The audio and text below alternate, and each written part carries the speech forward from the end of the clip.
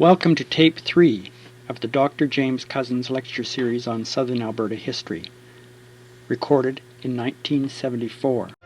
In this episode from our Heritage Audio and Visual Collection, Jim Cousins talks about the Mounties coming west and early ranching. I'm very impatient to get going, but I'm lazy when it comes to preparing. But in the lecture that I intend to use next week, I have a quotation from the editor of the Lethbridge News, which says that in the valley to the west of the city, 250 feet below the surface, flows the stream with the euphonious name of Belly River. Now, euphonious, maybe today, but in the days of 1885, belly was considered such a nasty word that we were all taught to say stomach, even in 1920.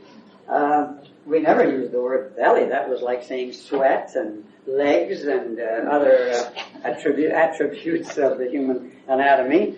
And it amused me that this man would have said that it was a euphonious name, Belly River. Because according to the Department of Energy, Mines and Resources, the Geographic Names Branch, the people of Lethbridge didn't like the name Belly even in 1886 because they wrote to the Geographic Naming Board to ask if the name could be changed to the Alberta River. The board immediately refused because they said this would be confusing, and the thing was allowed to lie. Now this was by 1909, the Chamber of Commerce, or the Board of Trade in Lethbridge, had got around to officially asking for the name to be changed to the Alberta River. The government referred it, they returned it down, and then they got another letter which is on file from the Lethbridge Board of Trade which said, our real object was, and is, to get the name of the river here, namely the Belly, changed to almost anything else. Anything but Belly. And so the matter was then referred to the provincial government, and by 1915, which in governmentese is in due time, the premier announced that they didn't object to the people of Lethbridge wanting to change the name of the river, and suggested that they might call it the Alberta. Not the Alberta, but the Lethbridge River. So that one of my topics next week is Bridge on the River Leth, because the premier of Alberta wanted to call this the Lethbridge River. So we'd have the Lethbridge Bridge then, you see, and that would be very good. Well, the board then decided that they would study the matter, and in a long report, which I have here, they made a study of the rivers, and they said for certain historical reasons they don't want to change any name. And they went through all of these different names on the different maps that had been published in Arrowwood's maps of 1836 and 1857 and so on, where Mukowans was on and Mokowan was on and all the different words. Even one of them had this name of the river, which they obviously thought was a misspelling, what you might call fur traderese or stomach, which is what the belly is in respectable English, you see. I don't know, it seems so funny now that we were afraid to use the word belly, because doctors were very daring. They used to talk about the belly cavity, but then you don't expect too much from medical man. It's too nicety of the language. But there are lots of reasons why. If you notice that the river at Lethbridge has a great big bow in it, and to the Indians that bow meant is like a belly. It just stuck right out, and so they called it Mokowan, and that's their definition for it. Now, the board looked over the situation and said, now they didn't know anything about Fiddler, that when Palliser came through, he made a mistake, at least Blackiston did. And remember I told you that they named the river the Arrow because it flowed into the Bow. And on the map they had Arrow or Old Man River. Well, they were wrong. This was the river that they named. And that's the reason why when Palliser came south and crossed what he called the Little Belly, he was crossing the Old Man River. He didn't know what the heck river was after that, because this was apparently the Old Man. So that was corrected in a later map, and this river was left in. But in the meantime, the Belly River from here all the way down to where the Bow came in was that belly was the name of that river. So they went down, they said that at this point here, where the belly and the old man come together, there was between 50 and 75% more water coming from this stream than there was from this one, even though the valley here was wider and showed greater wear. So they would have no objection to changing the name of the river from here all the way down to there and calling it the Old Man. And the date of the order is October the 7th, 1915, when the name of the river was changed to the Old Man River. So that way they were able to keep up with historical names and still keep the Belly River to satisfy the Indians, I suppose. But we run into odd translations like that. Like the Gros Ventre Indians, for instance, were known as the Big Bellies. And the English naturally prefer to say Gros Ventre, which means the same thing in French. But actually, the Indian word meant the spongers, the people who were always hungry. That is, they had big bellies. They were always trying to bum something from somebody. And so that was the name that was given to them, of course, as in all of these very pleasant Indian names, by their neighbors. The Sioux, remember, very snakes, very adders, true adders. And to them, they are the Dakotas, which means the friendly ones. Somehow or other, we always like the word Sioux better than Dakota. These different Indians, like the Fall Indians, are called the Fall Indians one time, the Gros Ventres the other time, and then Atsina a third time. So that when you're reading, you've got to know your Indian tribes. So that's the time in which the name was changed, and the reason why. The people of Lethbridge asked for it. It nearly became the Alberta River. It came closer to being the Lethbridge River, but it ended up as Old Man River, Dead Old Man River. And when it came to naming these places here, in most of the early part of Lethbridge, Waterton River was known as the Kootenai River, and these three streams were called the Old Man River, Middle Fork, North Fork, South Fork. And you'll still hear me say that, and the people in the Crow's Nest Pass and the people up in the Livingston always talk about the North Fork and the South Fork and the Middle Fork. And in the descriptions of Lethbridge, Mr. Nelson has a coal mine on the Middle Fork just above the falls. This is just above Lundbrack, with coal better than Pennsylvania. Everything was better, you know. It's either better than Pennsylvania coal or better than Pennsylvania oil. It's always better, anyway. Better than anything. And yet, the Conest River was the name that Palliser gave it. And Fiddler obviously intended this stream to be the Old Man. But the interesting thing is that even the Geographic Board of Canada can make mistakes. They said, now according to Dawson, of course, this is the Old Man's playing ground. Here are the cairns. Here was the place where the Old Man and the people used to play, and so on this. And to make sure of it, there is a cave, which is called the source of the Old Man River, and it's known as the Old Man's Cave. Well, that clinches it, except for the fact that the Old Man's Cave is on the Crow's Nest River, not on the Old Man Hotel. So if you want to find the Old Man's Cave, you go up the Crow's Nest River as far as Crow's Nest Lake, and on the opposite shore from where the highway is today, you can still walk up the track from the power plant, and you can see the cave, the Old Man's Cave. Someday I'll write a story about that cave. We'll go in there and run into the happy hunting grounds. So now, tonight I want to have a look at the mounted police and give a little information on our second industry. The first one was whiskey trading, ranching. Now, the one on ranching I prepared some time ago when with John Dutton was asked to give a history of Lethbridge in, 5 or 10 easy lessons or something, so he asked me if I'd give one. And I said, okay, which one do you want me to give? And he said, well, give us the ranching one.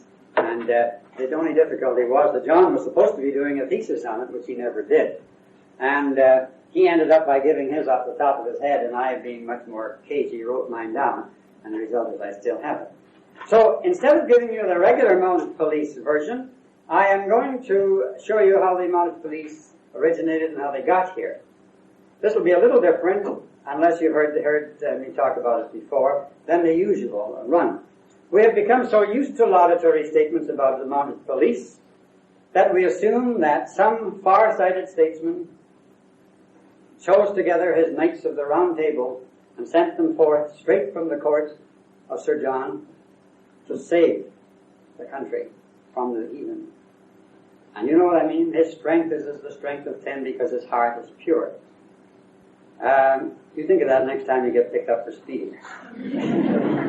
But I have another lecture, which I'll give you in Lethbridge, showing the mounted police in travail when they're trying to adjust from a frontier campaigning life to a civilized police life. It's a very difficult one. I nearly got scalped for giving it in Calgary to the old-timers because they thought I was insulting the great mounted police and all the families that have descended from them. That is our aristocracy here, you know. Well, we usually pride ourselves on our accuracy and as historians, and we use unimpeachable sources and then find, as President so-and-so found, that they are definitely impeachable. And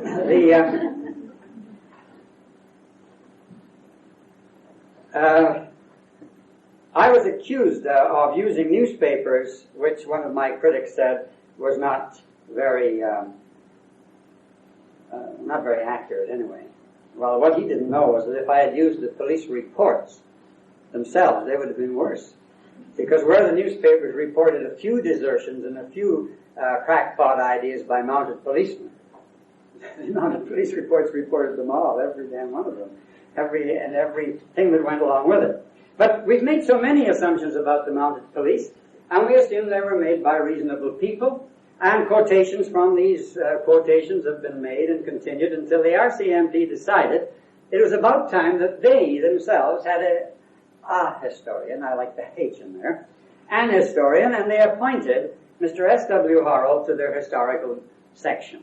You have to have a section or a troop or something on the mounted police.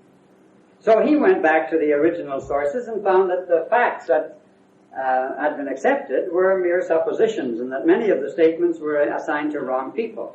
And so he published his findings in the Historical Review of 1972, and while I agree with some of Mr. Harrell's conclusions and disagree with a few others, I must admit that he's made a pretty good job of cleaning up the origins of the police. Now, in the first place, most of the men who glamorized the original Northwest Mounted Police were policemen themselves. And that's true right down to the present time. Even my own cousin, who wrote a book with his wife on the mounted police, 100 years of history, had to shilly-shally a little bit and not put all the bad things about the mounted police, because after all, he was deputy commissioner of the RCMP and he didn't want to make the force look too bad. So they sort of did that rather than that. I did that and I nearly got murdered for it. By N.R. Crump, of all people, former president of the CPR. And one of the CPR makes money. If you do what N.R. Crump says, well then you're all right. But these men, Sam Steele, with his 40 years in Canada. Now Sam Steele was the superintendent in charge of Lethbridge at one time. As a matter of fact, they had to go to him to stop driving his wagons across the square in 1887. He wrote 40 years in Canada. Sir Cecil Denny wrote The Lower Marches West. R.G. Macbeth wrote Policing the Plains, and Hayden wrote Riders of the Plains, and J.P. Turner wrote The Northwest Mounted Police, and so others developed and perpetuated a myth, which is about a mishmash of truth and fiction. It was done quite honestly because, after all, parliamentary papers and personal letters don't become available for a number of years, usually 25 or 50 even. And police files are very hard to get at, as the government of Canada finds out when they want to question people. They suddenly become top secret. Now, the popularized picture we get is one of Sir John A. Macdonald, the defender of Canadian sovereignty, sending a force to bring the benefits of law-abiding Canada to a land endangered by American freebooters and Yankee outlaws. And Mr. Harrell says that only Paul Sharp, and this is where I disagree with him, an American, saw it as an economic conflict over the whiskey trade. There wasn't any conflict over the whiskey trade. The Hudson Bay people couldn't make their trade go in this country because they had to go on beaver because the canoes couldn't carry hides. And so there was that difference. But the Americans have always been noted for their propensity for land grabbing, and the Oregon dispute was still pretty fresh in the minds of Canadians. And so, while James Douglas then, in the period of the 60s, was valiantly making the Americans sure they were in British territory, the Canadians down east were keeping an eagle eye on it because they hoped someday that British Columbia would be part of Canada. So James Douglas said there will never be a Canadian Champoeg as long as he lived. And he never allowed the American prospectors to vote. Now, in this part of the country, of course, we were lucky. As I said before, there's no gold here, and nobody knew how to farm this kind of country at that time anyway. The dryland technique had to be developed later. But you had to get the people in the East strongly behind the government if they were going to spend their hard-earned money on what everybody thought was the great American desert. So, and after all, there were no Western MPs, you see, in those days to raise heck down in Ottawa if things didn't go their way. I mean, where was Lougheed? Well, he hadn't come to Calgary yet. As a matter of fact, Lougheed, I guess it's the grandfather of the president, was our second senator from Alberta. First one was Hardesty from Edmonton, and he was killed in a traffic accident. He fell out of a buggy. And then Lougheed from Calgary was. You know, it's amazing the number of traffic accidents. I've got a little story on traffic accidents in Lethbridge. Just be amazed. In Lethbridge in 1885 to 1891, they had pollution, they had traffic accidents, they had drownings, they built a bridge, and people came down on Sundays to look at it. All sorts of things. Do you ever go down Sunday to look at our bridge? If you haven't been, you're the few that weren't over there the other Sunday. Well, now, we assumed, we Canadians, that we have something that the Americans also assume they have, and that is the benefit of giving the most God-given form of government there is to benighted people. Until Watergate, the Americans were sure of it. The Canadians are still sure of it. We call it the spreading of sovereignty by peace, order, and good government, as we worded it in the BNA Act. It would be of great benefit to all people, even although the people in Red River in 1870 didn't think that was quite the right thing. Well, it was in this process of taking over Rupert's Land that MacDonald first suggested to William McDougall, the man he had sent out as lieutenant governor, that a police force should be formed to prevent the explosion that occurred south of the line when American soldiers and Indians met. McDougall was stopped at Pembina in 1869 as the Red River Rebellion started. So the police force idea was shelved for a while because he had to send out militia to put down the revolt. And the militia remained a sort of sprag in the wheel of the police for some time to come. I use the word sprag. I hope there's some coal miners here because we don't put spokes in our wheel, we put sprags in. And he's put a sprag in there. I can tell you some stories about fellows who could sprag. 50 cars and stop them in 10 feet. You know, pile of sprags here, cars running down 60 miles an hour, sprag in each wheel, thing stopped right there. Nothing to it. Well, that's a sprag, you know. How many coal miners? Any good coal miners here, former coal miners? Yeah. Well, you know what sprags are, don't you? Well, the militia was always a sprag in the wheel. They always slowed down the Mounties. Well, in 1870 then, MacDonald got the idea of putting forward Captain D.R. Cameron as commanding officer. Cameron was the son-in-law of Charles Tupper. Charles Tupper, according to Peter B. Waite, was the man who could be depended upon to defend anything or oppose anything the party interest or Tupper's interest required to be defended or opposed. That's Peter B. Waite, the historian's description of Tupper. Tupper had a son-in-law. Well, after all, a man likes his daughter. And, well, let me tell you about Cameron so that you can speculate on what the NWMP would have been if he had been appointed. In spite of that glorious Scottish name of his, he was very, very emphasized. I don't know how he had that fluff way of talking, but he wore a monocle. And when he came to Pembina and the barricade had been put up, and a notice had been put up by the provisional government that nobody could come in there, he was amused by looking at the notice and reading it, you know. Well, he was finally appointed to the Boundary Commission that surveyed the 49th parallel. He was the British Commissioner to the Rupert's Land Boundary Survey between 1872 and 1875, and was a greater pest to the rest of the party than all the mosquitoes and fleas of the plains combined. As a matter of fact, I think there are more references to Cameron in the index at the back of John E. Parsons' book, West on the 49th Parallel, than to anybody else. Because he always disagreed, he always quarreled, and he always stuck his nickels worth in. And yet he's the man after whom Cameron Falls and Cameron Lake were named. What a glorious, well, they're nice falls anyway. And yet it's interesting, it was in a letter to Cameron that the term mounted rifleman was first used. It doesn't appear in any other document. The force was to be patterned after the Royal Irish Constabulary. This was in December the 21st, 1869. And it was not to be an unarmed police force like the Metropolitan Police in London. Now, there had been other groups throughout the empire of mounted policemen. So an order in council of April the 6th, 1870, provided for a force of 200 men enlisted for 3 years at 50 cents per diem. If you say per diem, 50 cents sounds like a lot more than 50 cents a day.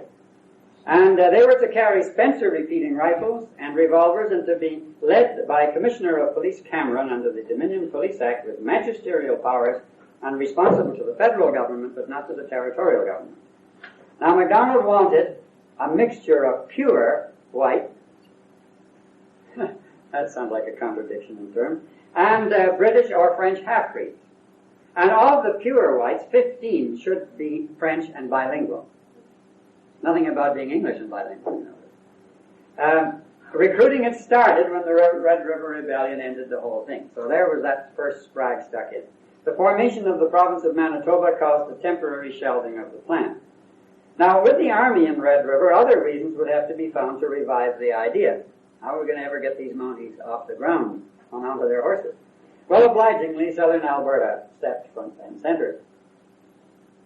Because between the Cyphers Hills and the Rockies was the famous Whoop-Up country, which includes Montana as well as Alberta. And with the Civil War over, we have these ruthless men exploiting the frontier. Well, the easiest way north was up through here, so up they came. And as I read to you the other day, they came in with permission from the American government. So the behavior of these people was rather unusual, because the Hudson Bay Company had been very careful never to interfere with Indian customary law. The only time they ever butted in was when a white man was concerned. If the Indians killed one of their fur traders, they would go after them. In British Columbia, for instance, some fellows killed 2 Hudson Bay traders, some Indians. And the factor from the fort at Victoria went up and hanged one of them and destroyed 60 of their canoes, which worried the Indians worse than hanging one man. The destruction of the canoes was a really bitter pill for them to swallow. Well, but the Hudson Bay Company then had the respect of the natives, and so they didn't get into much trouble.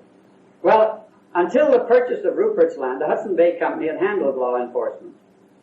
And just before the Red River Rebellion, they'd given it up. So there was a period from 1869 to 1874 when we had no law at all. Because when the Red River Rebellion broke out, the province of Manitoba was set up. The Northwest Territories was left. It wasn't taken over by the Canadian government. When it was taken over by the government, they didn't send anybody out here to look after it. As a matter of fact, the first governor of Manitoba was also governor of the Northwest Territories. It's sort of an extra job. I guess he got a little extra for it. And so, with the whiskey traders and the wolfers and all the rest of the fighting that they did here, and the decline in the morale of the natives, we begin to get all the things that we associate with the Whoop-Up country. And the news of this, some of it genuine, some of it false, some of it garbled, began to trickle through to Ottawa. They got the report of a massacre of settlers who strayed up to Massacre Butte near Cowley. They got news of a great battle between the Crees and the Blackfeet in Lethbridge in October of 1870.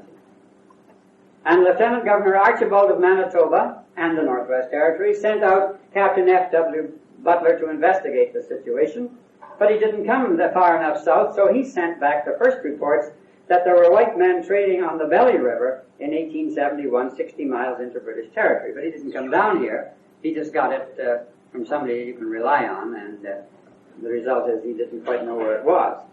And then at the same time, the U.S. Secretary of State, Hamilton Fish, The Americans are wonderful for picking good names for their politicians. He complained that the British Blackfeet were raiding the settlements in Montana. And Archibald said that the free traders were disrupting Indian relations on the Bow River and causing a little trouble. So Butler in 1871 said, "You should make a mounted force and send them out here at once. We've got to get somebody to protect this country." So what did the Canadian government do? They sent out Colonel Robertson Ross in 1872, the old idea. When in doubt or when you want to delay, Royal Commission. So out comes another one. We've had three of them now. We've had Palliser, we've had Butler, and now here Robertson Ross. And his report was in the same vein, but the government still took no action. John A. thought the reports were exaggerated, and anyway, it was costing a lot of money to keep the militia in Manitoba, and remember, they weren't doing too well. 1871 was a depression year, panic year, and they were short of money and all the rest of it. So when in 1871 Manitoba seemed less restive, John thought he might reduce the militia, and then he went back to his mounted rifles again. Only to have the whole thing shaken up by the Fenian raids in Manitoba.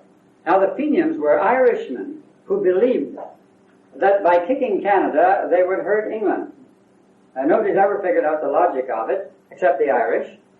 But this is what they did. They figured, well, you can kill a bunch of Canadians, that'll really fix them British over there for the way they're treating the Irish in Ireland. And so we had these Fenian raids. Now the one in Manitoba didn't amount to anything really, but it's all easy to say after the event, oh, there was no danger anyway, really. It's like a lot of near things in a traffic accident where you nearly smash into something and you just miss it. It's hard to say after, well, I had plenty of time, I could have acted very easy. But if you hit them, well, you don't say anything, do you? So, the Fenian raids made it necessary to send out another 200 militia. So the mounted police go back into Pigeonhole again. Now, the militia commanding officer was Lieutenant Colonel W.O. Smith. And he is noted, amongst the Smiths, as being actually the first commander, even though it was an interim post of the mounted police when they did get formed. And John Schultz, an unfamous Canadian, who by this time was a Western MP, brought up the question in the House.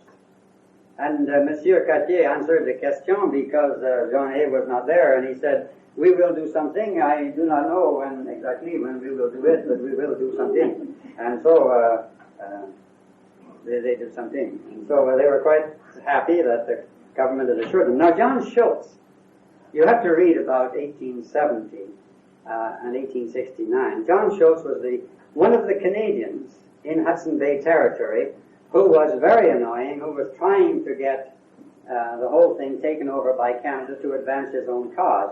His family, right recently, have been trying to make him look good, but not one single Canadian historian has ever said a good thing about John Schultz. He had a store there, and when there were bad times and they were building a road through, the Canadians building a road in British territory, which wasn't their territory, they gave vouchers to the workers on Schultz's store, and they had to buy from Schultz at his prices.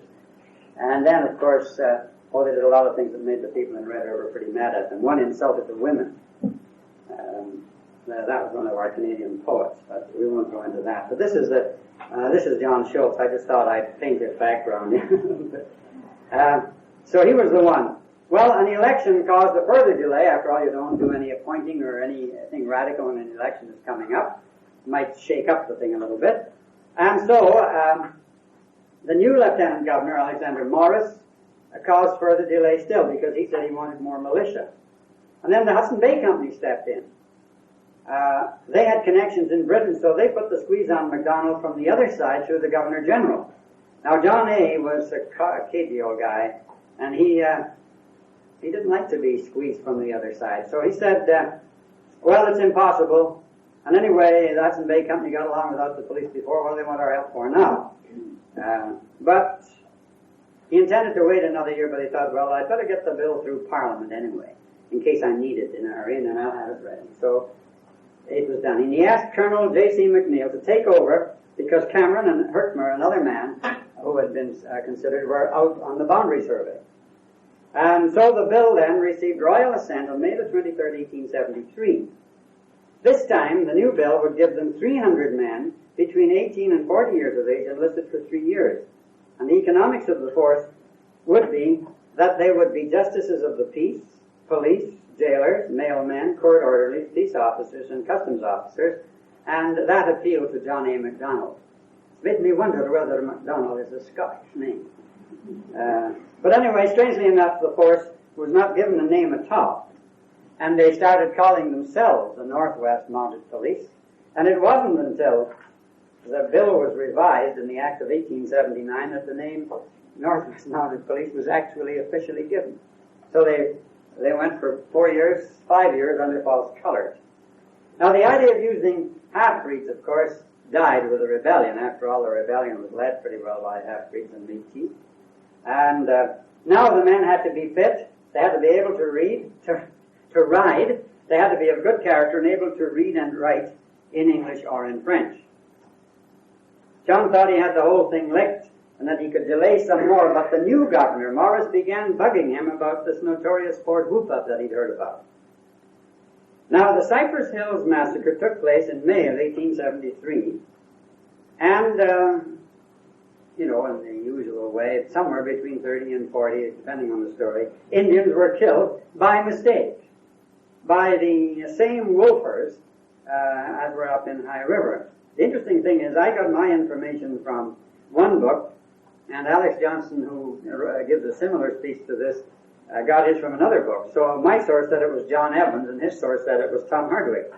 Anyway, it was Tom Evans Hardwick that led this and killed these people. Now, Morris got the news from a Montana newspaper, and he misread the fort in the Cypress Hills for Fort Whoop-Up. And instead of thinking that the men had come from Fort Benton to the Cypress Hills, he thought they had come from Fort Whoop-Up. Well, Fort Whoop-Up was in Canada, Fort Benton wasn't. And so on the basis of that, he began to get after John.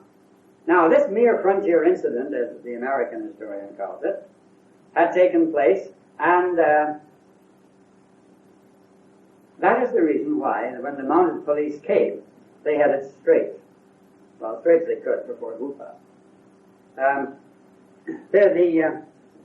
This is an interesting little book. It's The Opening of the Canadian West by Douglas Hill. It's typical of our Canadian histories that historians don't write history. This fellow's a major in English.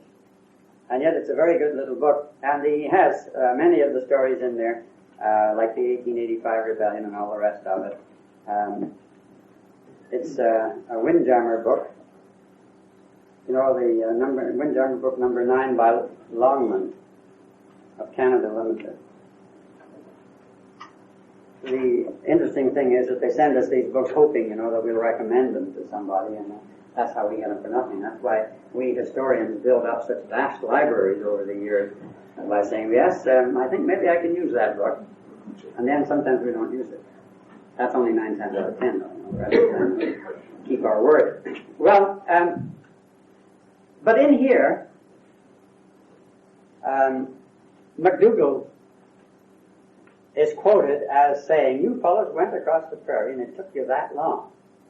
And then he described some old half-breed who had gone from Edmonton, gone down east, got his supplies in Winnipeg, come back, gone out on a buffalo hunt, got his buffalo, got everything done all ready for winter, and still was there before they were. But they were certainly not a great outfit. Well, in the meantime then, the government of the United States was upset over the incident, but they could do nothing about it because they said it took place in British territory. And so the desire to avoid a joint expedition, they said, well, we'll make a joint expedition with you. And Canada said, yeah, we've had one of those before. We had a joint occupation of the Oregon Territory, you remember, and that was a bit too frightening. So that this, plus the urgings of Governor Morris, caused the Prime Minister to begin recruiting in September the 25th, with the appointment of 9 commissioned officers to the Mounted Police Force for the Northwest Territories. McNeill was away in Africa, so in his place, MacDonald appointed Lieutenant Colonel George Arthur French, a soldier with some knowledge of the Irish constabulary, and until Colonel French could take over, Colonel Smith acted. And so, just as he got his people ready together, September the 25th, Morris wrote another letter to MacDonald and informed him that winter comes early in the West, and so the force would have to move fast. So they did. And by going through different railways and several marches through the United States and up the way Palliser came, they landed in Fort Garry by November the 1st. Now here's an interesting thing. They were inaugurated officially on November the 3rd. And on November the 5th, John A. Macdonald's government fell. Now if they had delayed 2 more days, there would have been no government for them to swear allegiance to, and they might never have been formed. As a matter of fact, they weren't even safe then because the new Prime Minister, Alexander Mackenzie, was noted for being parsimonious, but he was also a teetotaler.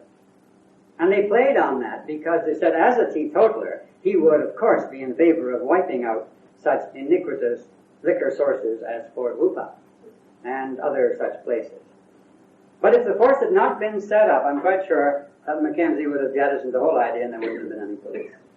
So, that's why I call this talk the force that nearly wasn't. Because it came very close to not being. And so, in the spring of 1874, we know the story. We've heard the track over and over and over.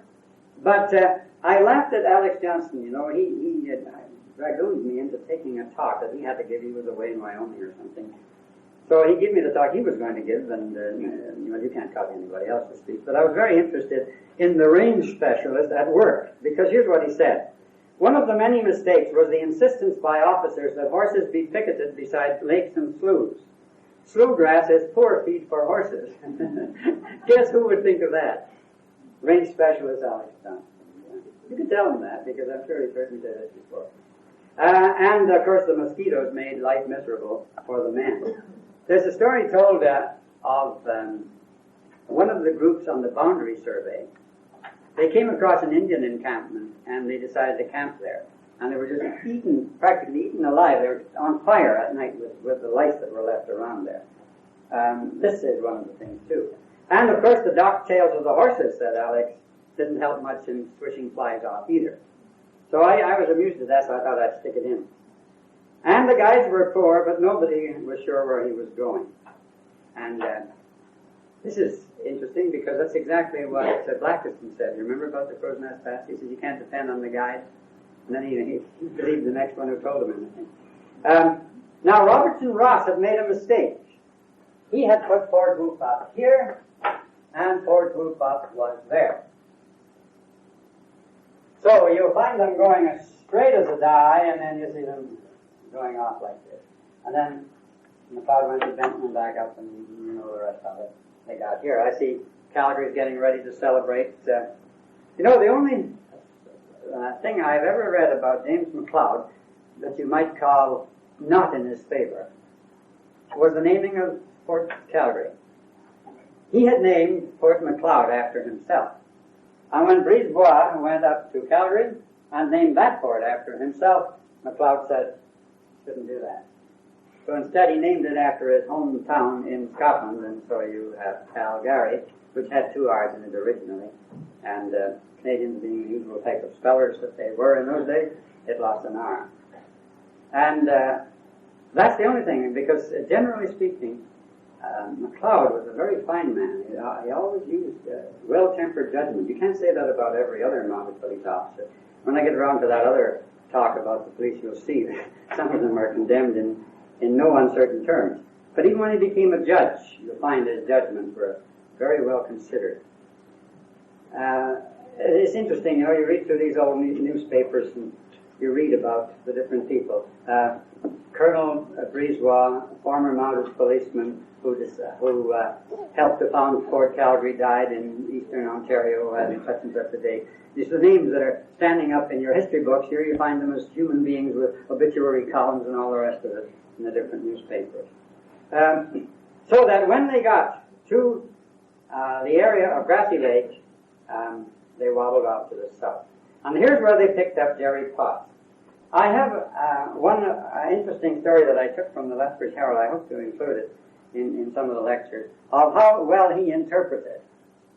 He interpreted one great big long speech in 4 words. I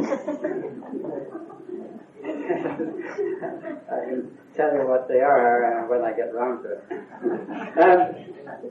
And so they found an empty Fort Whoopa, reasonably empty, but Dave Akers was there. He was still there 10 years later, and he was still there 14 years later.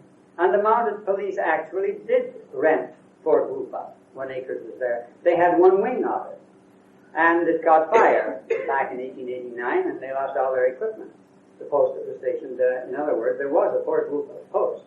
And so although he didn't buy it at that time and went ahead to Macleod and built his post there where it was easy to cross the river, they still did come back to Fort Whoopah and keep an eye on it, and even used it as part of their the buildings that they needed all over the country. So, with such a shaky start, it is amazing that this group of men should be so widely celebrated on its 100th anniversary. So successful were they that we have celebrations from sea to sea, with the West about ready to go to war and secede from the East, because the said East tried to claim credit for the great force, which was closer to being a farce until it got to the West. We are celebrating now then our force as some part. This was nothing to do with my hair in the proper shape. I could be mistaken. As a matter of fact, 2 years ago I was going around when the junior college was open, and I went into Coaldale School. And when I came in, you know, my hair was back and it was gray, and they looked at me and some kids said, even bigger. I didn't know whether I should be insulted or pleased. Now, I think John A. would have been happy with them, because they were just about everything that the stingy old codger wanted it to be. The force controlled liquor, they helped settlers, they assisted Indians, they acted as doctors, dentists, midwives, magistrates, and general factotums, even acting as police at different they actually did just about everything. They were magistrates, they were justices of the peace, they were, gosh, you can't, there wasn't anything that the police weren't in. One of the big scandals of the 1890s was the fact that Commissioner Hertmer was accused of telling every JP who was a mounted policeman what judgment he should give in any case, and that caused a big scandal, and there was a great demand then for JP, justices of the peace, from the civilian population. So the force has changed with the times, and the horse has faded from the scene as the 8-cylinder horsepower takes its place. And so just as sociologists have succeeded in creating a disembodied spirit called society as distinguished from people, on which they can cast the blame for the sins of the world, so the modern press has created an entity mythological and spiritual called the force, quite separate from the individual, very human man of the mounted police. Many papers have been written. Many of them recently have been of the debunking type. And last summer when I talked to former Deputy Commissioner W.H. Kelly about this, he said, true, we can say this one was a martinet, this one was a womanizer, that one was an alcoholic, but the generality of the force was good, steady, and balanced. The eccentricities merely proved the rule. And he writes a book on the mounted police. It's going to be on it, yes? Okay. Well, just have a look at those old mounted police pictures that you see. Notice their uniforms, how rumpled and dirty they are. Look at pictures of their quarters and notice how crude and uncomfortable they were. The government wouldn't even allow them to have beds. The Indians could have beds, but the police couldn't. They had to sleep on the floor or on the ground, wherever they happened to be. Read the editorials in the different newspapers, the Macleod Gazettes and the Lethbridge News and the Calgary Herald. And where editors who were former Mounties blasted these men for their cruel punishments and so on. I'll give you all that a little bit later. But, for instance, in no time at all, they were forming societies. And they called themselves the NWMP. And you could get a medal that was either gold or silver, depending on how rich you were. And when they had their first meeting in Macleod, about 1886 or 7 or something, the editor said, why, the police are flooding the town, you'd think there was a raid on or something, with all the people that everybody knew as police.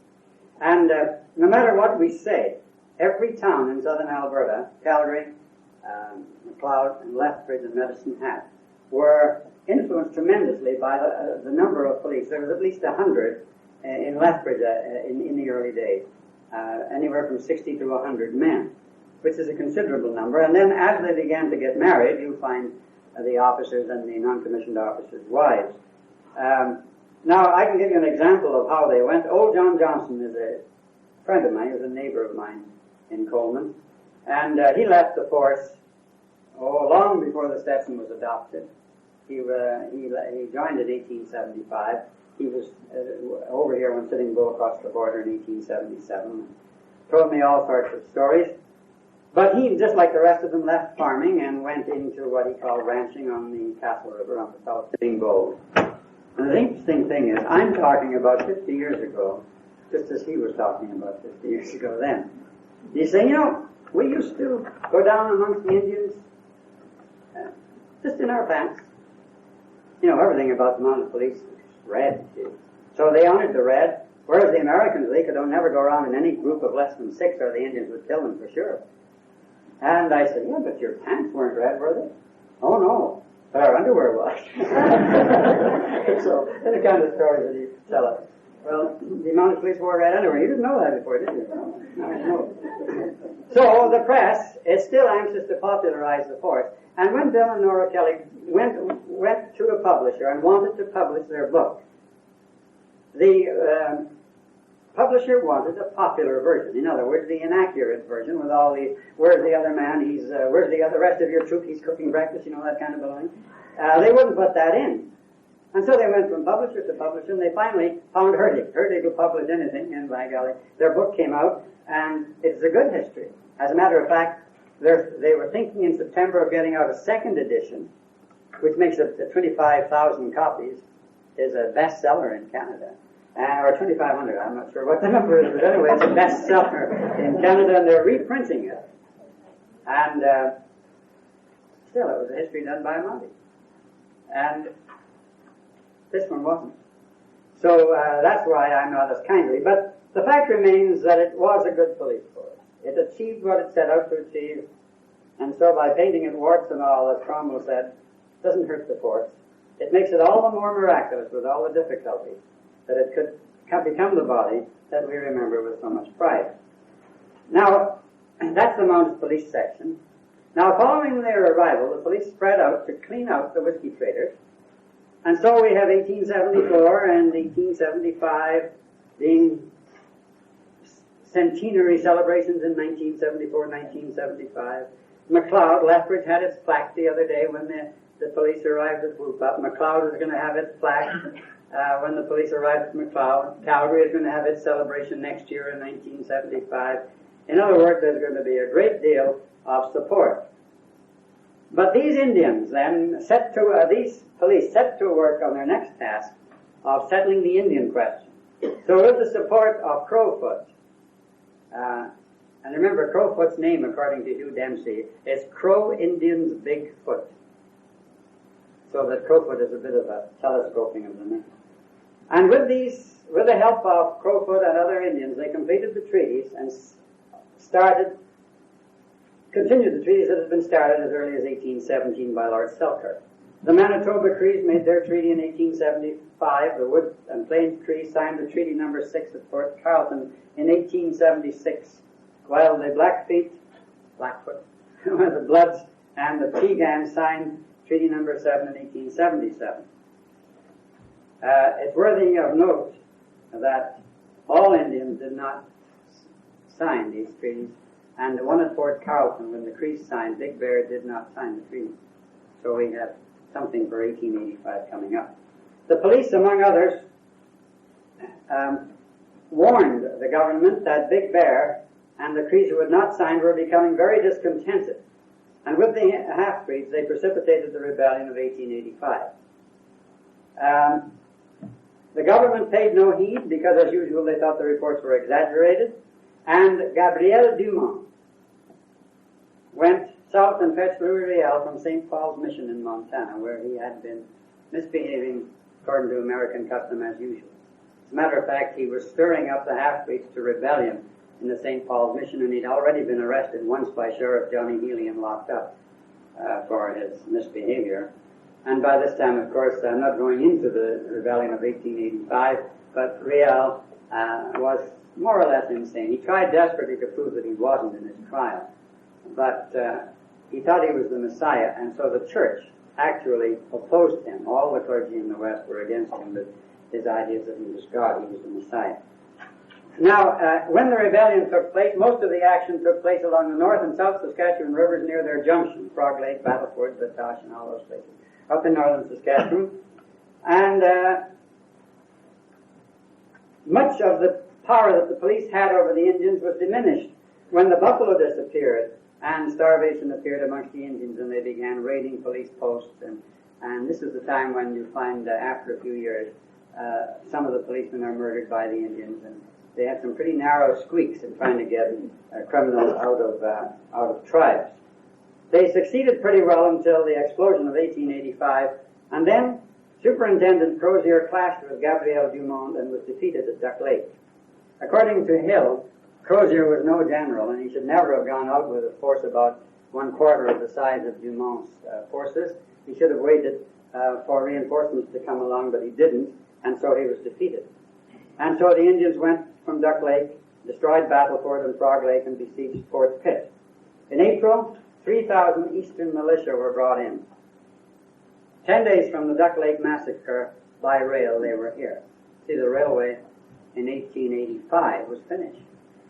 So Van Horn made sure that these troops got out there very quickly. And any of you who are familiar with the 1885 rebellion know that General Middleton went north from Fort Qu'Appelle, Colonel Otter went north from Swift Current, and Colonel Strange went from Calgary north. And they say his very presence in the area around Edmonton put the Indians at rest. They were thinking of rebelling, and they didn't. Then he got his barges built, and he sailed down the river and helped in the defeat and the rounding up of Big Bear and Poundmaker and all the rest of them. In amongst the different little odds and ends that I have one little lecture ender at the end is a recording of the death of Poundmaker in Gleason in 1819. But as far as this part of the country was concerned, nothing happened. By November, Louis Riel had been captured, tried, and hanged. Nothing happened in here. Crowfoot kept the Blackfeet quiet. I'm sure there was a great deal of trepidation. I remember reading a story.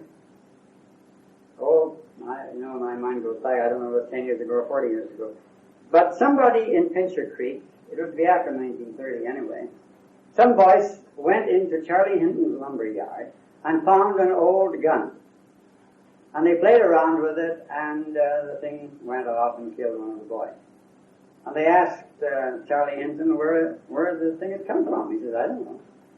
I never saw it there before. It was up on a shelf in the lumber yard. He said, the best I can think of was, during the rebellion in 1885, we always carried guns, or at least our fathers carried guns around, and they always kept them handy. And they probably put one up there in case they were attacked and forgot all about it. It stayed there until in the 30s. A couple of kids found it, and one of them was killed.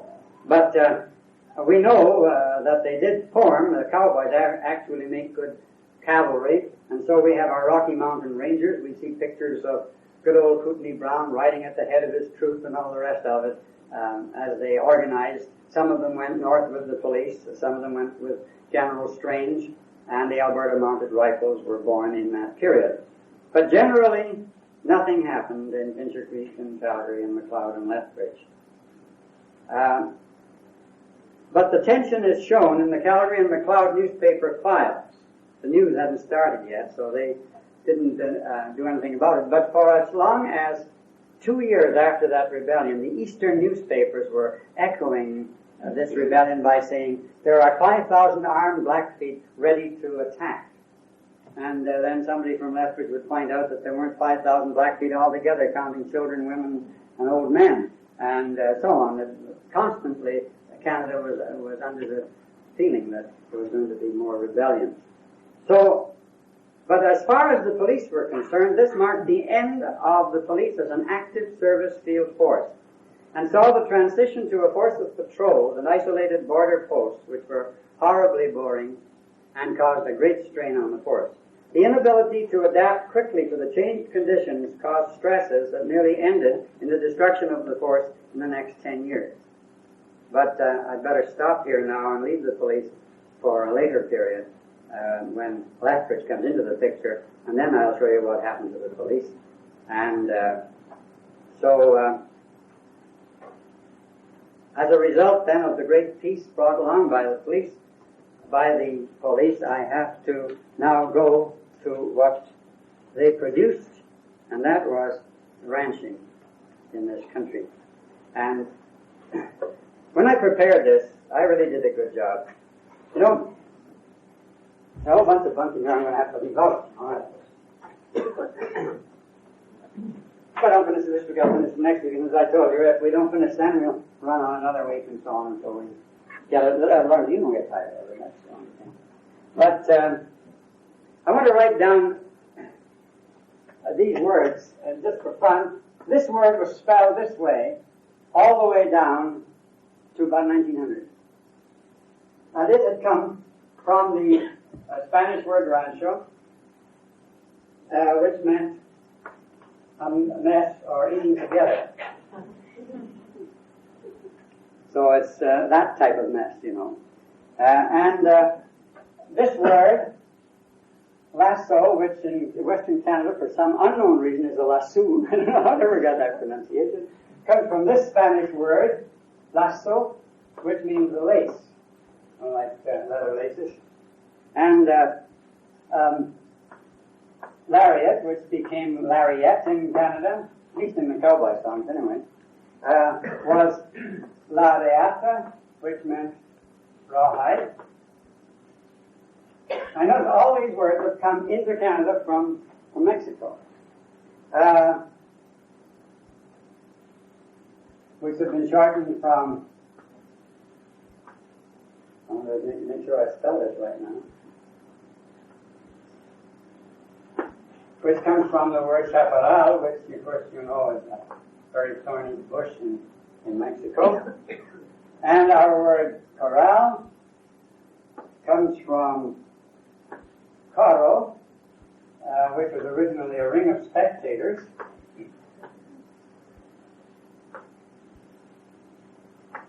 And remuda, which was the name of the spare horses that were kept by the cowboys in the roundup, was the same word in Spanish, which meant remounts.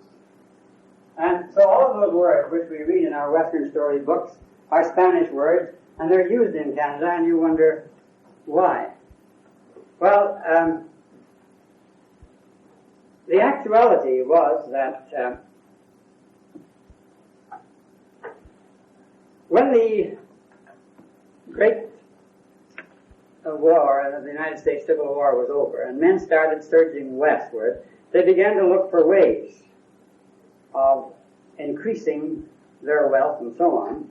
And we go into the period of United States history which is known as the Cattle Kingdom. It lasted about 20 years, I think, and 80 in the movies. That's 100 years in all.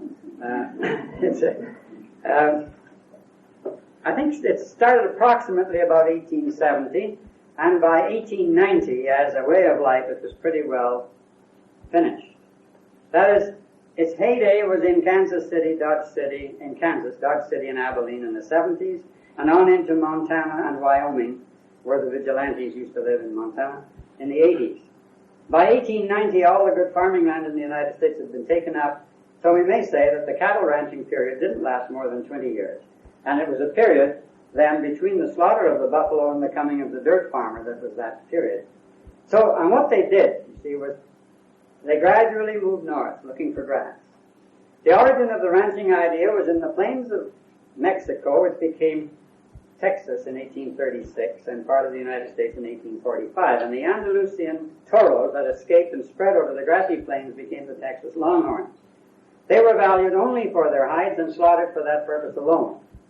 That is, as they were in Argentina until Oxo, Bovril, and Bully Beef came along and took up the remainder. When the Texans picked up their ideas of herding, they borrowed the Spanish words along with everything else. And added to that, we have this word, which comes from sombre, which means a shadow, and or shade. And then we have two other words.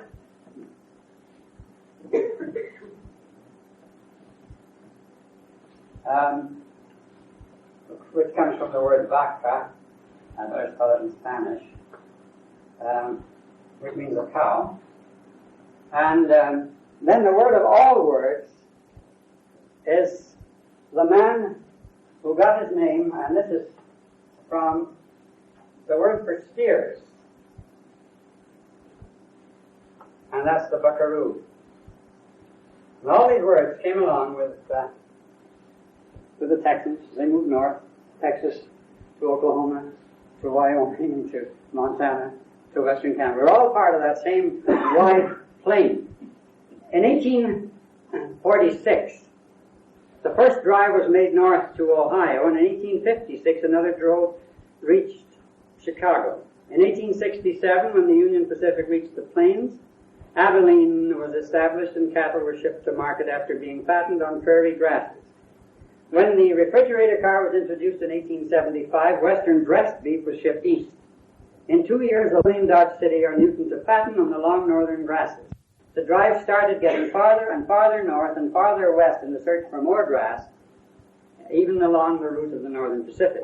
Between 1866 and 1888, 6 million cattle came into Colorado's high plains, into Wyoming and Montana, and of course spilled over into Canada. Then Easterners and speculative Englishmen learned how to winter cattle on the range and decided to settle there and even to improve the stock.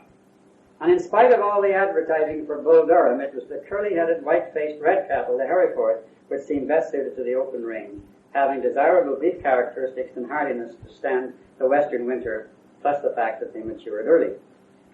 We have the exotic breeds now, so God knows what the best cattle is. Depends on what farmer you talk to, I suppose, which are the best.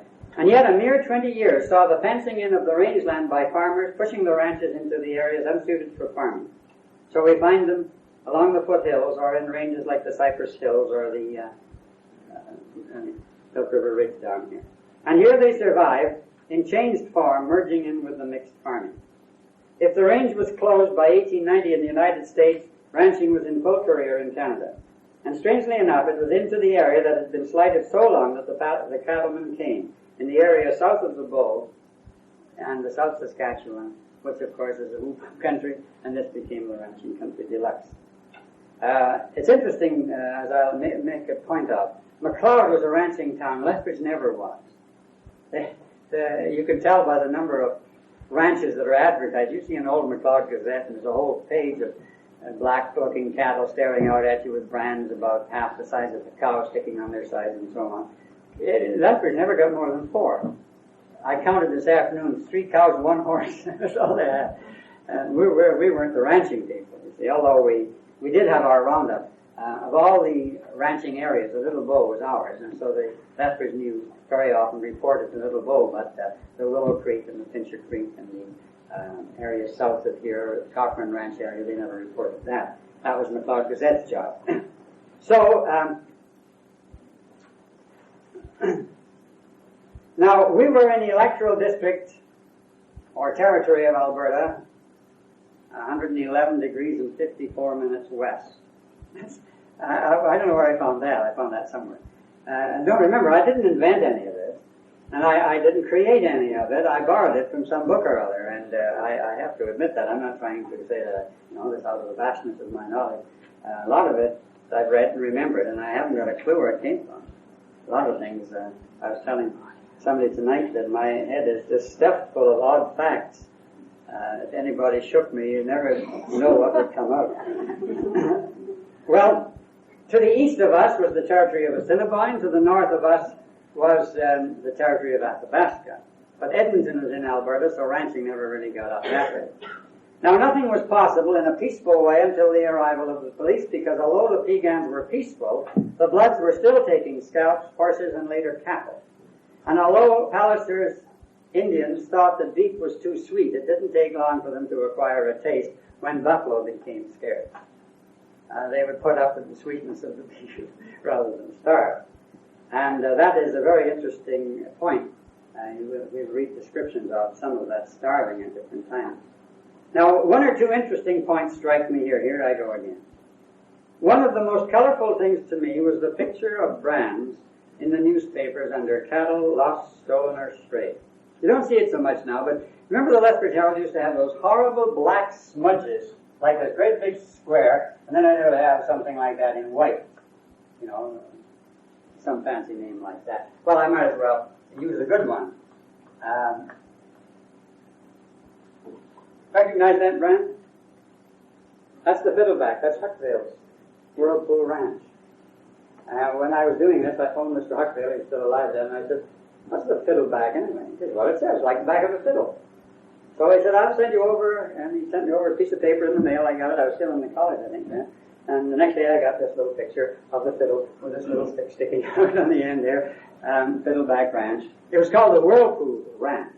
And it was at Kip. It was very close, I think, to the, I could check with Huckville exactly where it was, to the halfway house, you know, which was, see, the Kip of old days is after you go around that funny-looking loop there by Monarch. You know, you go down the hill and up the other side, and it's down on the river where the halfway house still is today.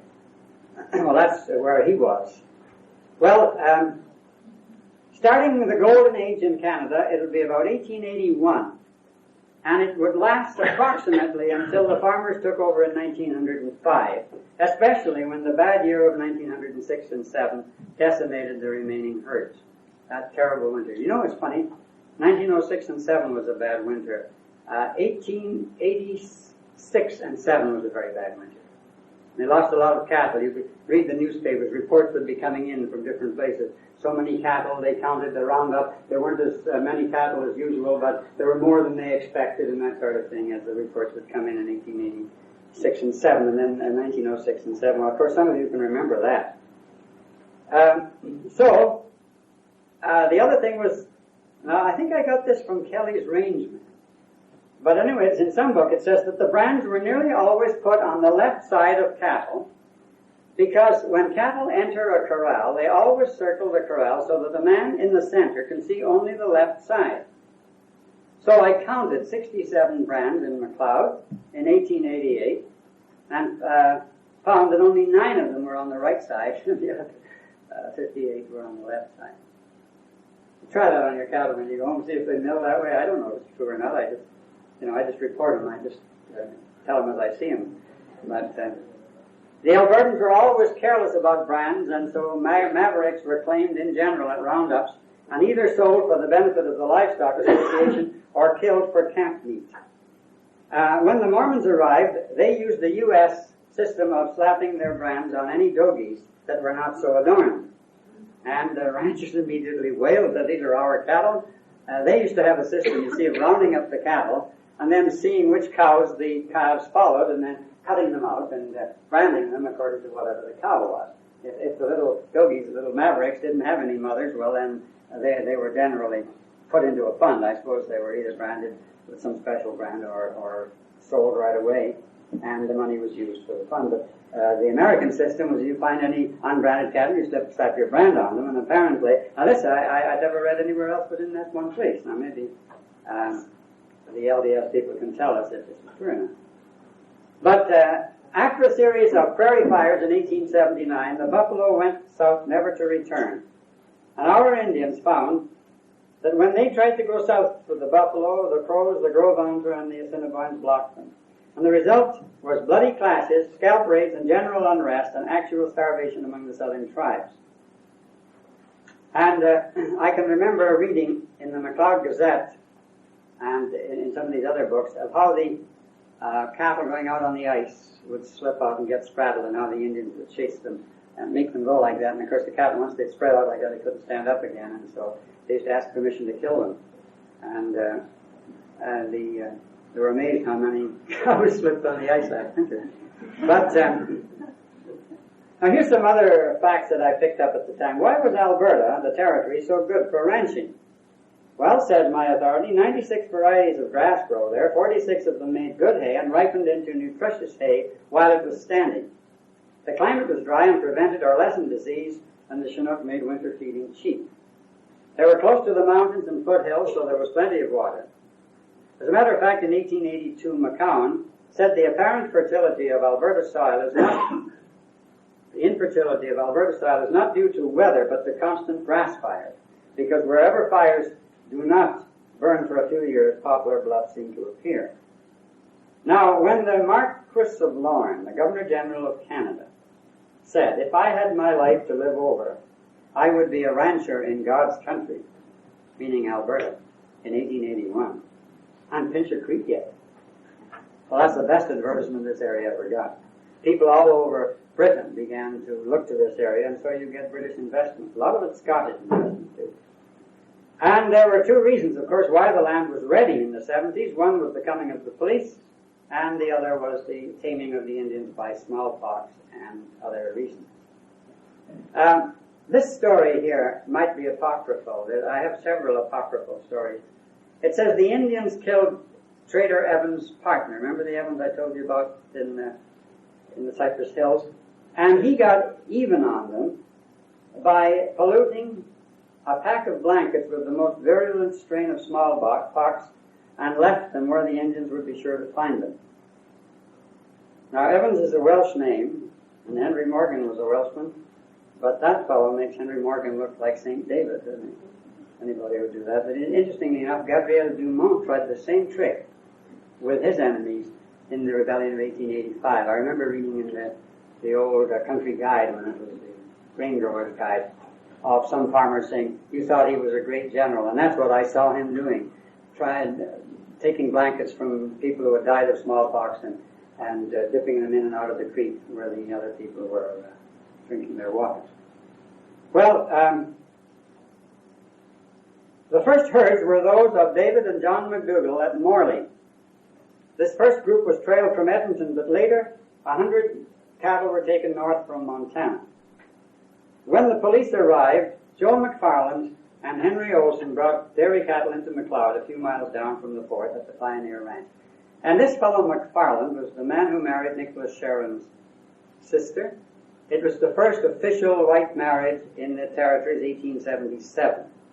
And, these names keep popping up in the newspapers as I keep reading them day after day. And Mrs. McFarland inherited Nicholas Herron's mine. He was drowned in 1882, and they never found his body. But when she went east, the eastern newspapers made a great heroine out of her. They said she was the first white woman married in the Northwest Territories, which wasn't quite true. And they said that she was a very rich heiress who owned coal mines and ranching territory in the West. They must have looked on her as one of those movie heroines, the farmer's daughter sort. The rich farmer's daughter. So I married a farmer's daughter, but he wasn't rich. I have to modify that statement. Well, so McFarland, you'll find that he kept bringing in cattle, and so did a lot of others. The newspapers are just full of it. This fellow is bringing in 100 cattle from Montana. And pretty soon you have difficulty with disease. The mange and other diseases begin to eat into the cattle herds, and you find them putting quarantines on them, and you find that they try to stop American cattle coming in and bringing disease with them and so on. But Olson later squatted on the Piegan Reserve, and William Lee settled at Brockett and later at Lee's Lake. However, his own account shows that he was here before the police, because he said he discovered the springs at Frank the year before the police came to the country. He reported that in 1888, so it was quite recent, and he should know.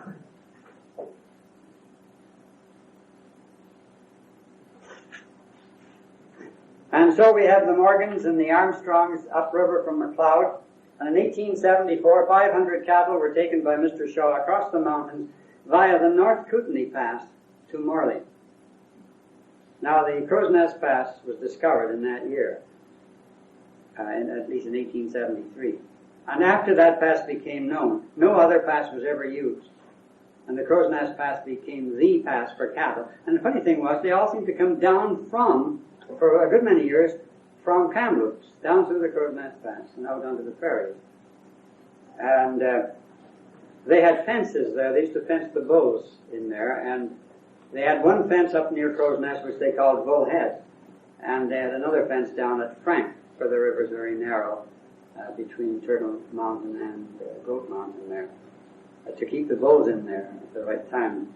Well, so that people going through, and a friend of mine, the son-in-law of this John Johnson I told you about, said that when he went up there about 1902 or 3, and he drove horses through to Kamloops. They spent the whole summer driving up there. Said they opened the gate at this end, got the cattle through, closed the gate, and went to the other gate was still there, the Bullhead Gate, and they had to open that and let the cattle through and close it again. He said they were very careful about that, otherwise the ranchers would have been on their tail.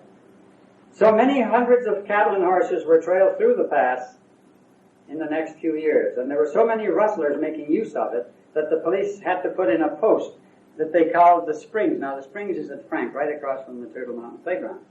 But their post was in the one where the Leach Colliery concrete houses are, from the old mine, the Leach Colliery mine. Police Flat, it was called in the old days. For some reason or other, it's got an S on it, and it's called Police Flats by most people. There's only one flat there.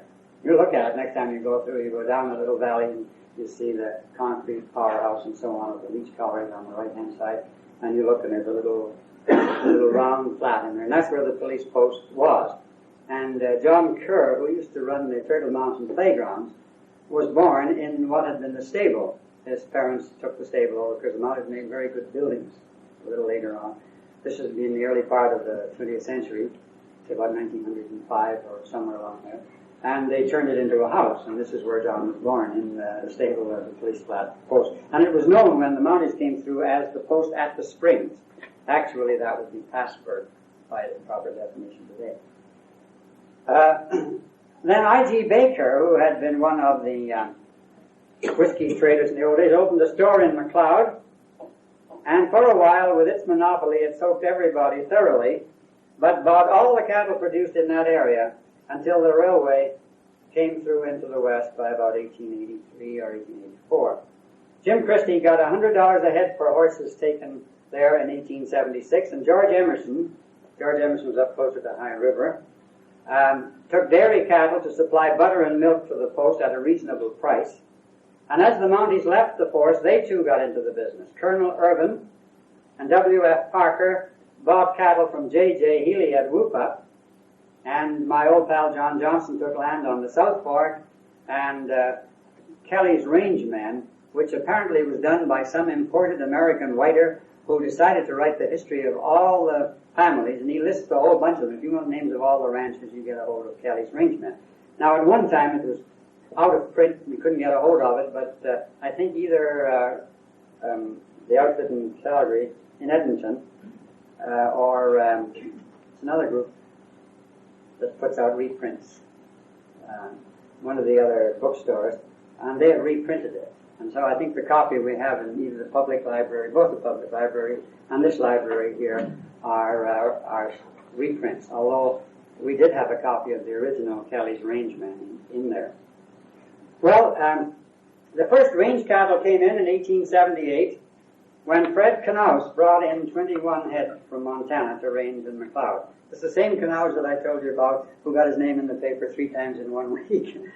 2 for valiant deeds and 1 for unvaliant deeds. Joe Miller brought in a bunch with the 20 brand. As a matter of fact, William Lee's brand was 41.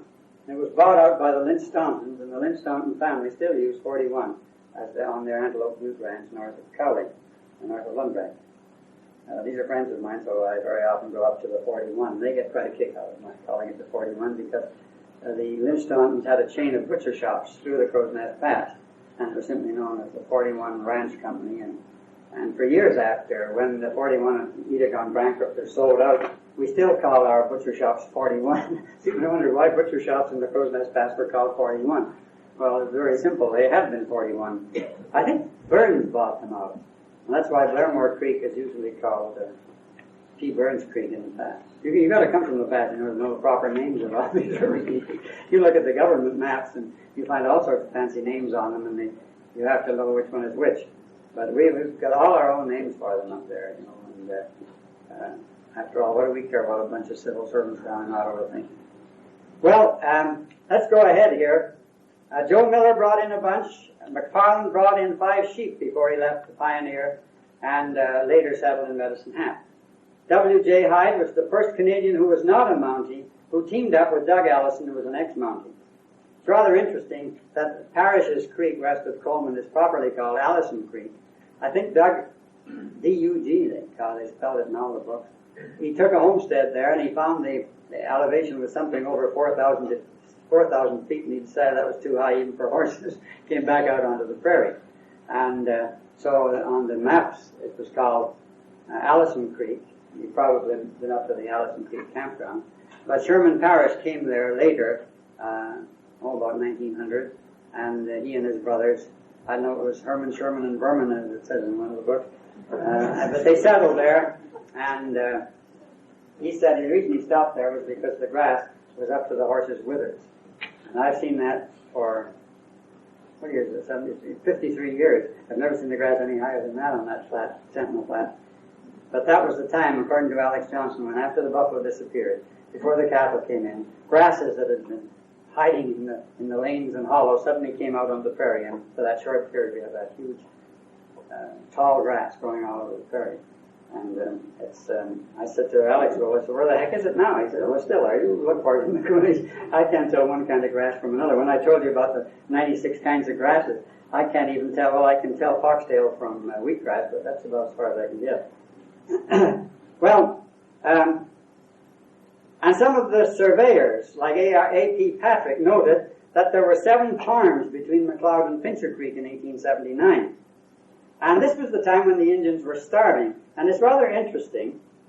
The government had a herd of cattle which they were keeping in the Porcupine Hills for the Indians, and they were trying to breed up the herd to a proper size. And when the Indians were starving, the Dr. Massacre, who was the veterinarian, he was also manager of the Whirlpool Ranch and so on, he wouldn't let them use the cattle, and so they were starving to death, and the cattle were ranging up. They said the herd isn't big enough yet. And that started a feud between him and the editor of the Macleod Gazette. It went on for years. Every time he would say something and it would be quoted in the newspaper, the Gazette editor would say, well, he may be pretty good for horses, but that's about as far as he can go, or something like that. And he'd admit he might be a pretty good veterinarian, but he wasn't any good for anything else. And it was on the basis of this rather stupid thing, because the Indians were eating gophers and snakes and mice and everything else that would come along. And it was only when they were in desperation that they killed some ranch cattle. And Mr. Monsell of Monsell Crossing, that's west of Macleod, you know that. There's an underpass. Now remember the road used to take a zag like that across west of Macleod? Well, he said that he went to Macleod one day, and when he came back he found his house had been entered and food stolen. But enough was left of flour, tea, sugar, and bacon for 2 meals. Even in starvation, the Indians wouldn't take it all. This was, he wrote this in a letter that I found in the Calgary file of the Calgary Historical Society years later. He was quite taken with that. He never forgot that even a starving Indian wouldn't leave him to starve, you see. Now, the police would not convict the Indians who were killing the cattle, and Indian Commissioner Dewdney didn't feed the Indians enough to stop the raids. So the first roundup in 1879 showed between 500 and 600 cattle. That included Parker and Lee and Monsell and Allison and so on. And this indicated that there was a great loss.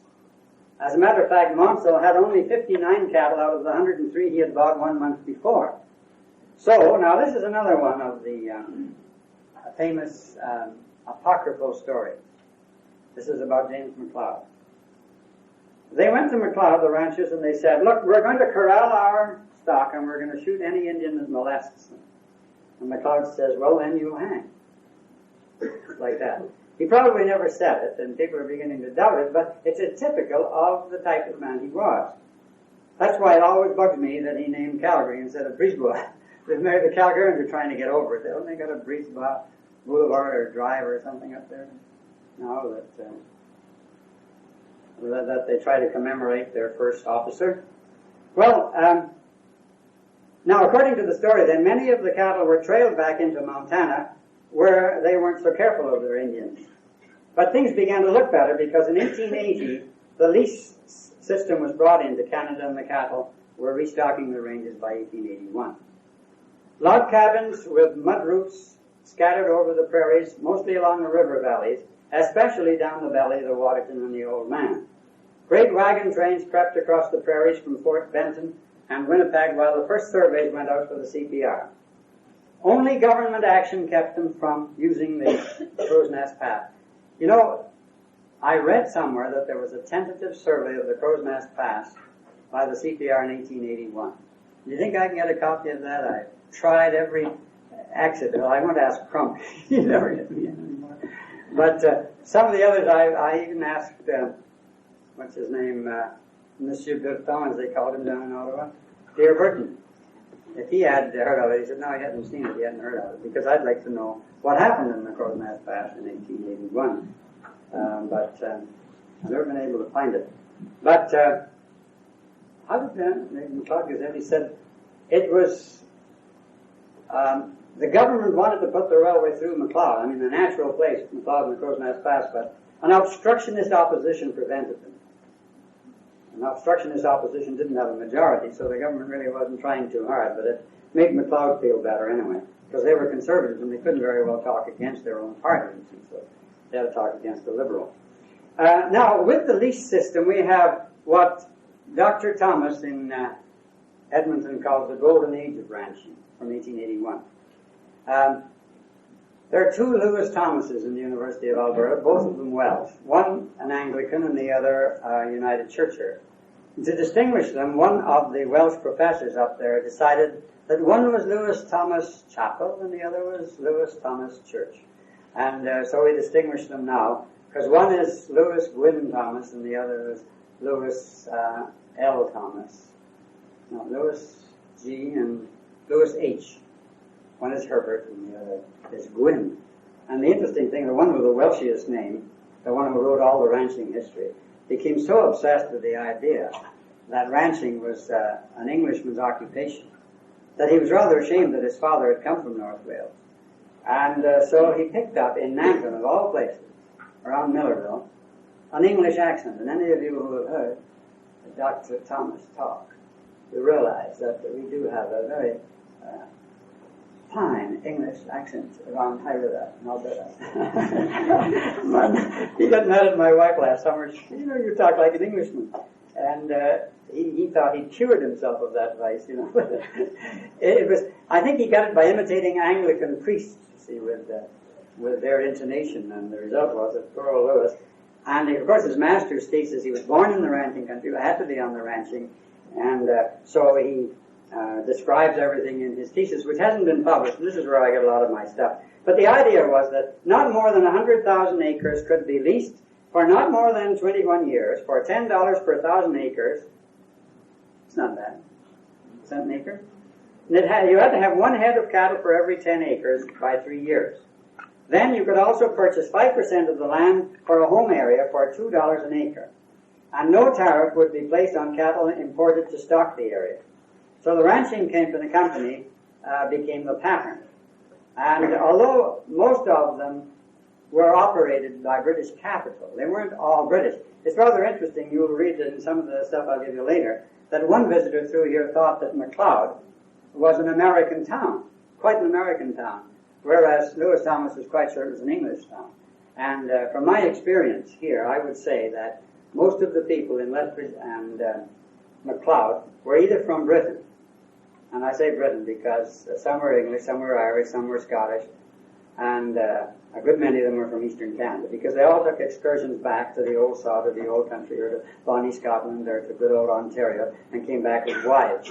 You can realize how young these fellows were. Fellows like Conner and Higginbottom and Elliot T. Goff and so on. Reading about them going east and coming back with a bride, you know, I never think of those fellows as being young. And yet the founders of this area must always have been young men, and the women. As a matter of fact, John Johnston's first wife died. She was the first woman that McKillop married, first wedding that the Reverend Charles McKillop had when he came to Lethbridge. She died shortly afterwards at the age of 17 years and 3 months. So you realize that these little girls were not over 8 either. Well, Senator Cochrane was the first and unluckiest rancher. He was from Quebec, west of Calgary. John R. Craig started the Oxley Ranch on Mosquito Creek. The Walrond Ranch in the Porcupines was a famous British company, and for some reason or other, it's always called the Walrond. Now, when I worked up there about 50-something years ago, I got a job herding cattle up there, chasing cows out of the wheat fields up into the hills. That was my job. And they said, well, look, drive them up onto the Waldron. I didn't know what the Waldron was. I thought it was some kind of plateau or something. I didn't realize until later that the Waldron was the ranching country that had been there and wasn't there anymore. But they were still talking about the Waldron as if it was some kind of natural feature. So Monsell bought out the 20 brand. Inspector James Walker left the police to manage the Cochrane Ranch, and so on it goes. 6,000 to 7,000 cattle were brought in by Cochrane at $16 a head. I.T. Baker contracted to deliver them for $2.50 a head, and Howell Harris, Frank Strong, and 30 cowboys.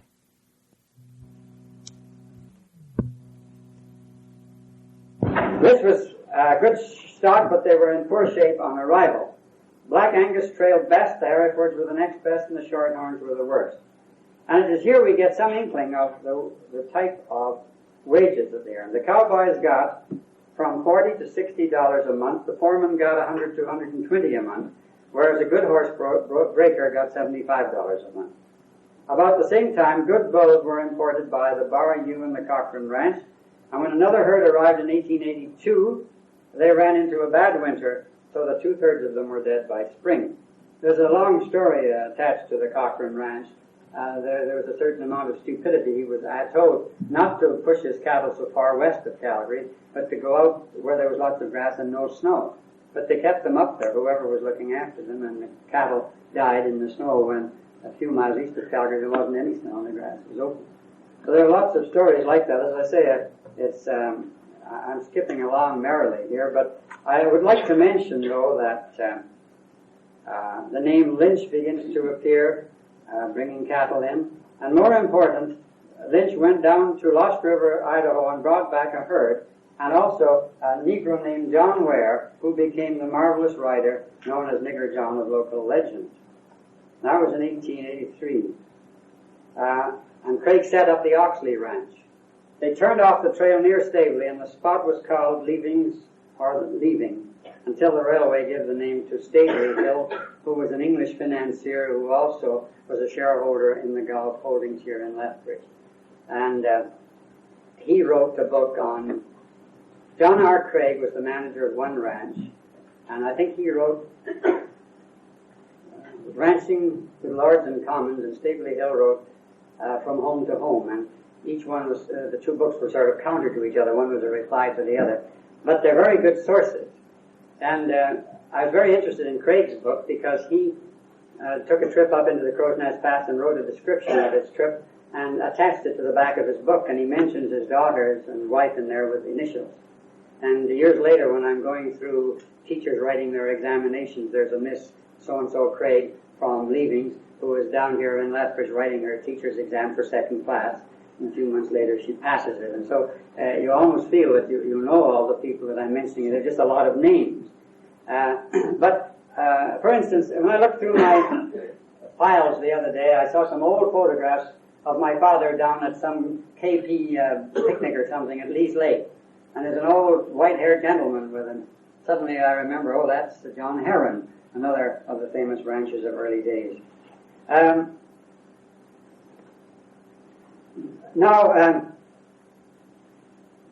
Honest John Herron distinguished himself in 1883 by rounding up at revolver point some Stonies who were caught in flagrante delicto, killing some of his cattle. He didn't shoot them anyway, so he didn't hang. The Indians soon found out about boundary lines, and when they found that the forces couldn't chase them across the 49th parallel, they promptly dubbed it the Medicine Line, and the Bloods in particular put it to good use. Of course, the American Indians raided on our side too. The Crees were usually quite easily caught, but the Bloods were the slipperiest of all Indians, and they got away with cattle more often than anybody else. By 1884, there were 41 ranches in what was called the Fort Macleod district, with 1.75 million acres in a strip 40 miles wide along the mountains, about double Palliser's strip. There were no sheep of any quantity in the area, and so the ranchers began spreading. A little Englishman named Huckdale came in with 200 head along the Belly River near Fort Kip, and George Houck on the Belly about 15 miles west of Lethbridge. This was the man who lost his pincers in 1864 that gives the name to that creek when it was found later by surveyors. In those days, the old man was the tributary of the valley, not the other way around. Now, although prices were still low, horses were still brought in, and Frank Ricks brought in one lot, and he and Johnny Franklin were known as the best bronc riders in the district. Franklin was even better than Ware. Ware would ride by brute strength, whereas Franklin rode with rather a delicate balance in anticipation of the horse's movements. Sounds like Calgary Stampede or something. But they were the great riders of their day. That was the hero. A.E. Cross of Calgary is another famous ranching name who came in about 1884. The Lethbridge News carried an account of the fact that born to the wife of Mr. A.E. Cross, a daughter, and gives the date about 1886, 1887, and so on. And I keep seeing these names popping up in the newspaper every day as I go through the microfilm. 1885 was a big year, but many prairie fires destroyed the rangeland and many of the Cochrane cattle too. Prairie fires actually increased to such an extent after the railways appeared that hardly a year passed without some really big fires started by the railway engines.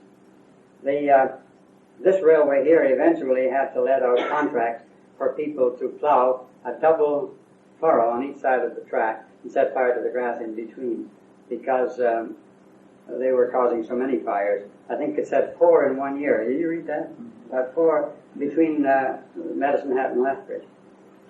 Well, finally, the government said it would hold the railways responsible in the future, and this killed the steam industry eventually as the railways began to think of ways to get away from sparks, and the answer was oil, but that was sometime in the future.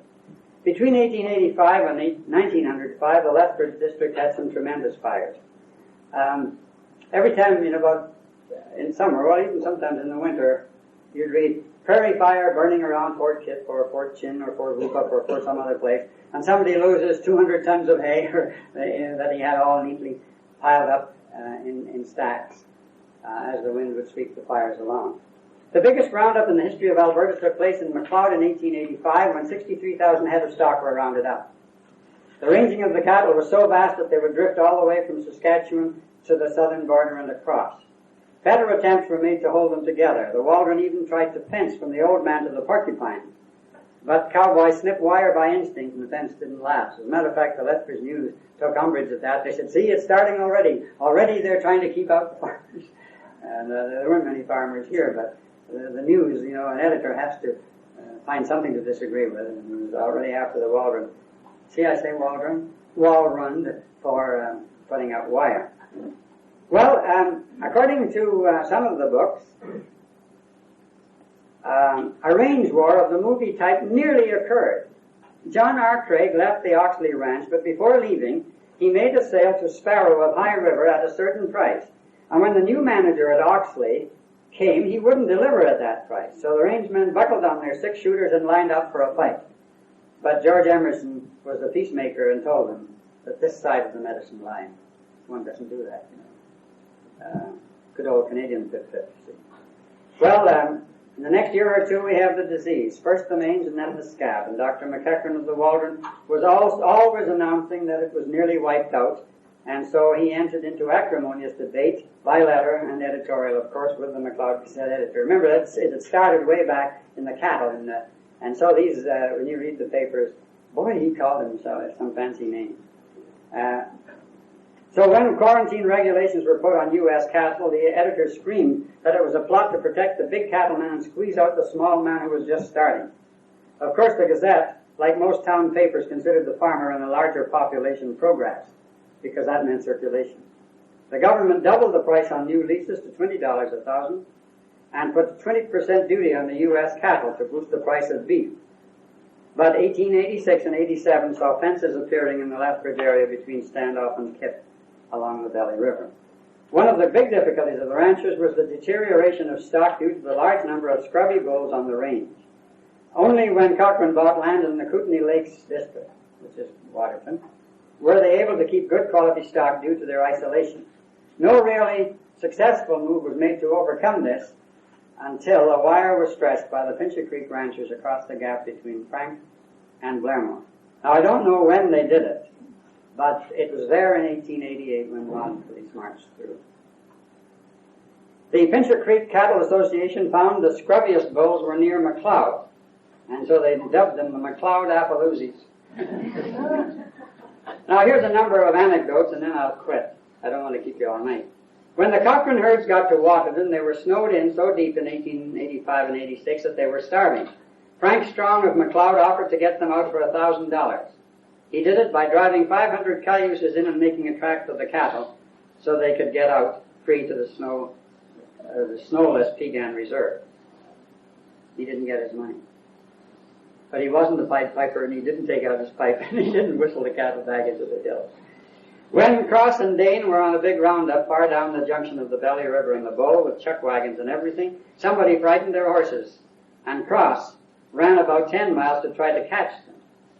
And when, with one hand he tried to rope them, they ran away again. And so they went to bed, and when they woke in the morning, the horses were back. 2 half-breeds had gone out quietly and walked them back in. White man eat magic.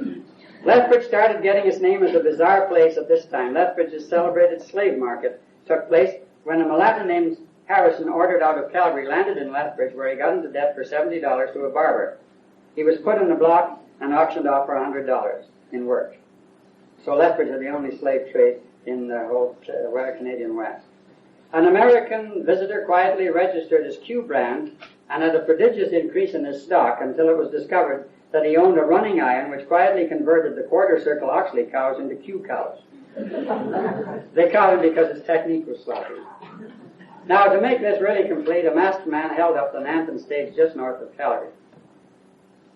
Calgary got into the ranching business about this time with people like Tommy Tweed. That's the father of the Tommy Tweed that we knew on CBC. W.F. Finley, John Ewart, and Ezra Pearson, who used to drive the stagecoach from Lethbridge to Medicine Hat in 1883. They formed the Medicine Hat Ranching Company. Now, there's a statement here from one of the books. It says, in 1886, Macleod opened its agricultural fair and had a visit from John A. himself. He wasn't there. I read it again today, and John A. MacDonald wasn't at that fair. The editor of the Lethbridge Herald said, it was pretty good. So-and-so had chickens, but there could have been more of this and more of that because the possibilities of this country, the gardens follow America, and so on. But John A. MacDonald didn't come out here. Mackenzie Bowell was here, who was a later Prime Minister. Sir John Thompson was here. Lord Lorne was here. The Governor General was here twice, but never a Sir John A. MacDonald. Never one. Well, I think I'd better quit now. I have a lot more here, but I don't want to wear you out. And the next day, I'll start out on the history of Lethbridge and see how far we get.